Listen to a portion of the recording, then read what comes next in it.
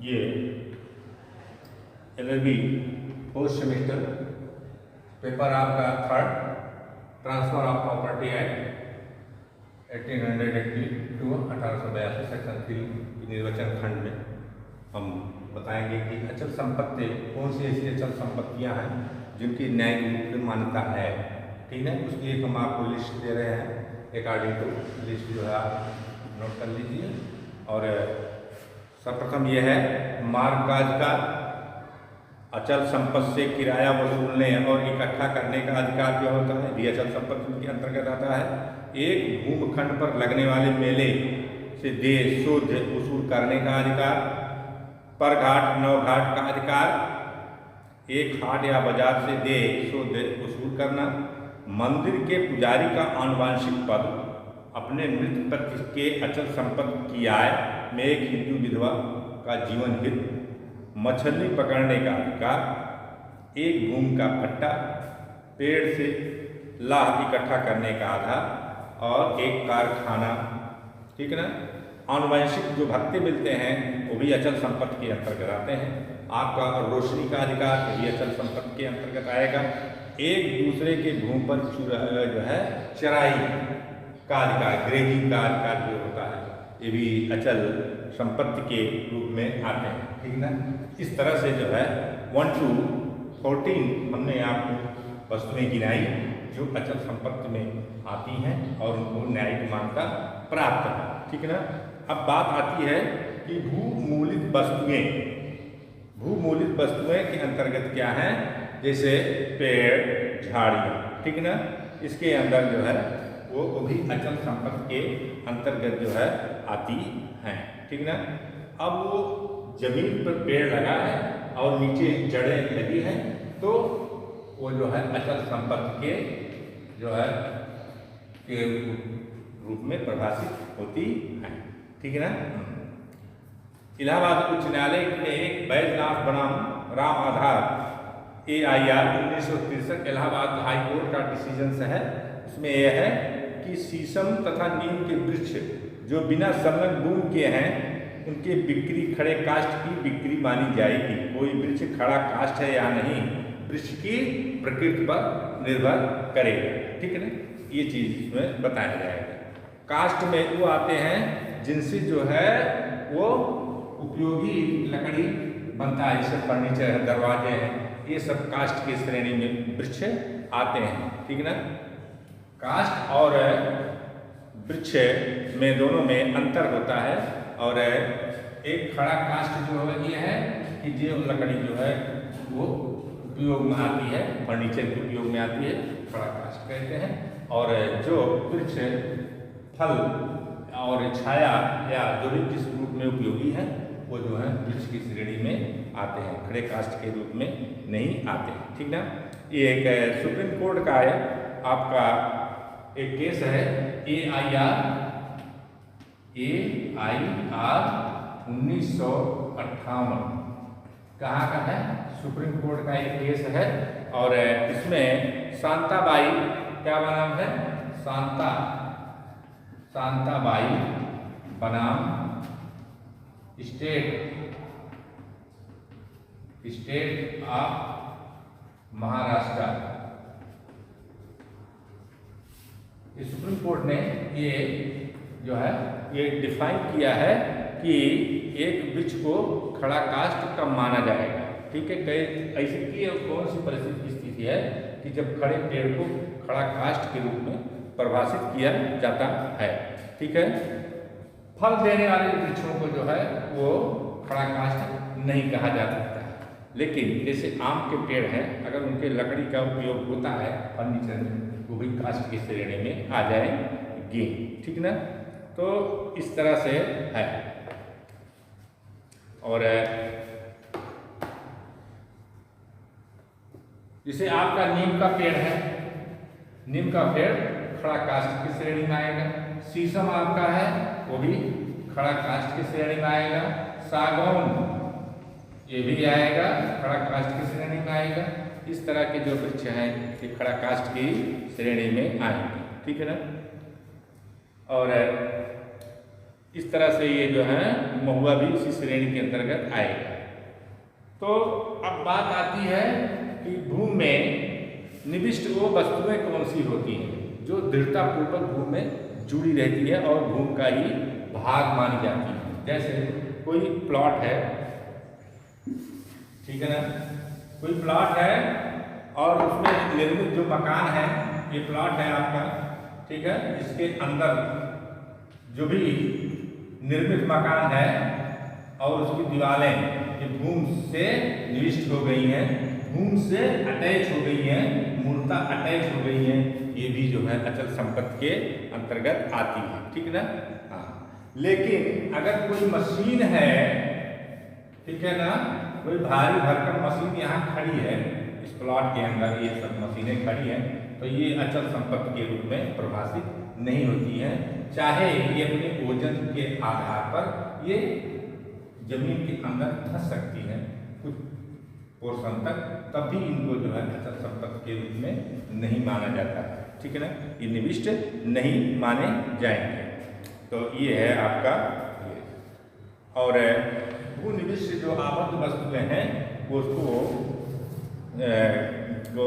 माना जाता है।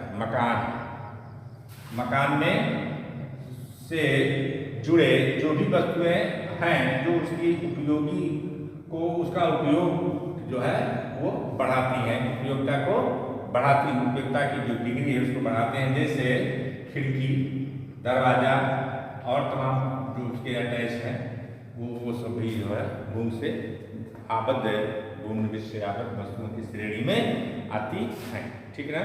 खड़ा काष्ठ और ये उगती फसलें जो हैं वो अचल संपत्ति की श्रेणी में नहीं आती हैं, ठीक है ना।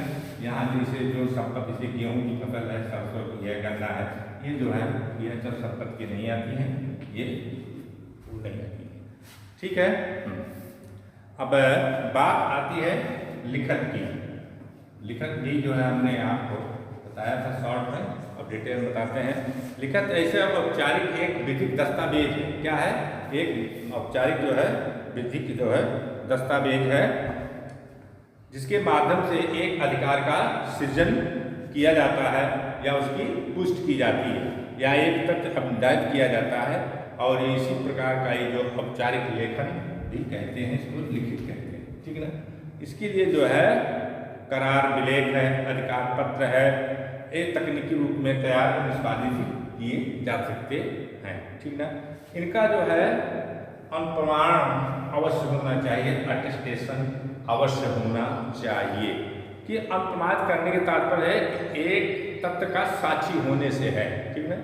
अगर एक दस्तावेज अनुप्रमाणित करने में तात्पर्य है कि दस्तावेज निष्पादक के हस्ताक्षर को वो अटेस्ट कर रहा है, ठीक है ना, अथराइज कर रहा है, और स्वयं के हस्ताक्षर करके उस जो भी आपका है डेट है, दस्तावेज है, डीड है, उसको जो है टेस्ट कर रहा है और उसके समक्ष ये कह रहा है कि हाँ जो निष्पादक है, निष्पादक कर्ता जो है वो हमारे ही समक्ष जो है हस्ताक्षर किया है, ठीक है ना। तो ये अटेस्टेशन जो है वो आवश्यक होता है, ठीक है ना। कौन प्रमाणित कर सकता है? इसके लिए वो व्यक्ति प्रमाणित कर सकता है जो इस आशय से दस्तखत करता है एज ए साक्षी के रूप में कि हमारे समक्ष जो है इन्होंने निष्पादक कर्ता ने हस्ताक्षर किया है, इन दोनों के लोगों के बीच में एक ट्रांजेक्शन हुआ है, वो साक्षी के रूप में अपने आप को रखते हुए जो है अटेस्ट करता है, वही अनुप्रमाणित कर सकता है, ठीक ना।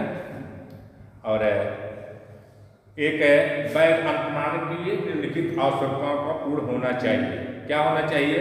जहाँ एक दस्तावेज का आवेदन के अनुसार अनुप्रमाण आवश्यक है वहाँ 2 या 2 से अधिक साक्षी अवश्य होने चाहिए। अनुप्रमाण के लिए कितने साक्षी होने चाहिए? 2 या 2 से अधिक होने चाहिए, ठीक है ना। कितने लोग होने चाहिए? 2 या 2 से अधिक लोगों का होना चाहिए साक्षी के रूप में, ठीक है ना। 2 या 2 से अधिक, 2 या 2 से अधिक लोगों का साक्षी होना चाहिए अनुप्रमाण के लिए, ठीक है ना। हाँ, और दूसरा है आपका प्रत्येक साक्षी अवश्यमेव निष्पादनकर्ता के हस्ताक्षर को करते हुए या निशान अंगूठा लगाते हुए देखना चाहिए। प्रत्येक साक्षी को निष्पादनकर्ता के हस्ताक्षर करते हुए या निशानी अंगूठा को लगाते हुए उसके द्वारा देखा जाना चाहिए। निष्पादनकर्ता की उपस्थिति में या उसके निर्देश से किसी अन्य व्यक्ति को दस्तावेज पर हस्ताक्षर करते देखना चाहिए। उसके निर्देश पर जो दूसरा पक्ष है उसको हस्ताक्षर करते हुए उसके निशानी अंगूठा लगाते हुए उसको देखना चाहिए। निष्पादक से उसे एक व्यक्तिगत अब स्वीकृत इस बात की प्राप्त करनी चाहिए कि दस्तावेज पर उसने हस्ताक्षर किए हैं या निशान लगाए हैं या उन पर कथित अन्य व्यक्ति ने हस्ताक्षर किए हैं। ये सब आवश्यक शर्तें हैं। इन शर्तों का पालन किया जाना आवश्यक है और प्रत्येक साक्षी को दस्तावेज के निष्पादक की उपस्थिति में हस्ताक्षर किया जाना चाहिए। ये सारी आवश्यक शर्तें हैं अनुप्रमाण के लिए। अनुप्रमाण का आशय ये है कि अपना हस्ताक्षर इस आशय से करता है कि वो साक्षी बनने के आशय से होना चाहिए। कभी कोई बात आती है, साक्ष्य देने की बात आती है, वो साक्ष्य देने के लिए वो आशय होना चाहिए। उसी आशय से जो है वो दस्तावेज पर हस्ताक्षर करेंगे। ठीक है ना। अब ये है, अब बात आती है आपका अनियोज्य एक्शनेबल क्लेम किसे कहते हैं। ठीक ना। अब है अनियोज्य दावा। इसके संदर्भ में अब आप हम बताते हैं अनियोज्य दावा कौन से हैं कौन से नहीं है। उसकी एक आपको हम एक लिस्ट बताते हैं। अनियोज्य दावा। ठीक है ना। अनियोज्य दावा जो है एक्शनेबल क्लेम। ठीक है। किसी अप्रतिभूत ऋण का अप्रतिभूत ऋण